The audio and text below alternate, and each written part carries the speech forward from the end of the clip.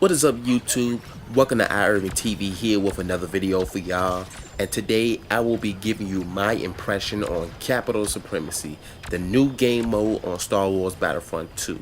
But before I do that, for anyone that just stumbled across this video or my channel, I'm currently on the road to 100 subscribers, so if you like what you see, go ahead and press the subscribe button and press that bell so that way you can also get the latest videos from me as well. So let's get started. As I said before, Capital Supremacy, formerly known as Titan Mode, is the new game mode that was recently released with the new update after many teases and delays, and I will tell you now, the wait was worth it. Along with the new update is the new reinforcements for the Republic and the Separatists, the ARC Trooper and the Commando Droid, which I will cover in another video. The main objective is to capture and hold as many command posts as you can, while your team score increases until you reach 50.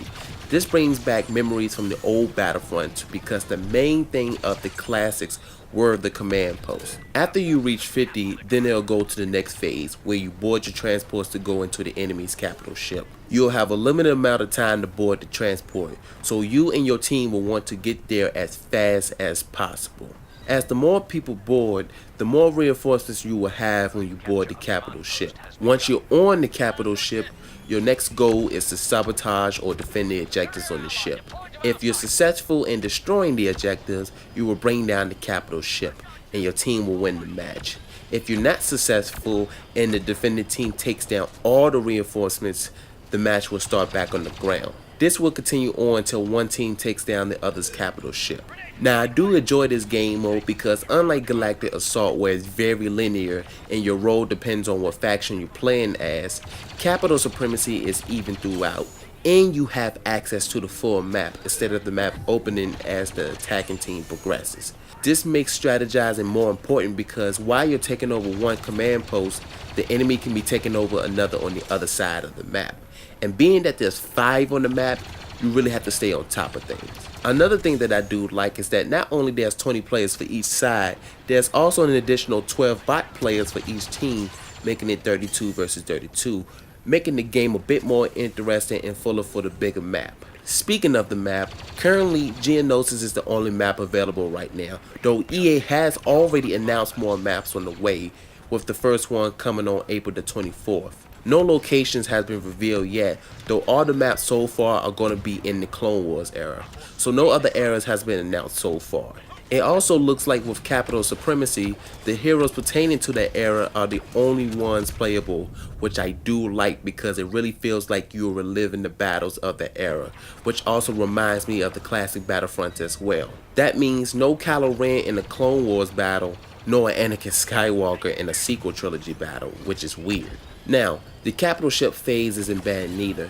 It's a bit linear, but it's still fun. Because you're running in the halls of a capital ship, the fighting space can start to get a bit tight as you do have 40 troops on the ship, but it does intensify the battle. Now, the reason why I say 40 is because once you're in the ship, the AI players are no longer available until you're back on the ground, which I think is a good thing because too many in a small space can be a bit frustrating and chaotic. Now, Capital Supremacy does have its flaws, though nothing too crazy.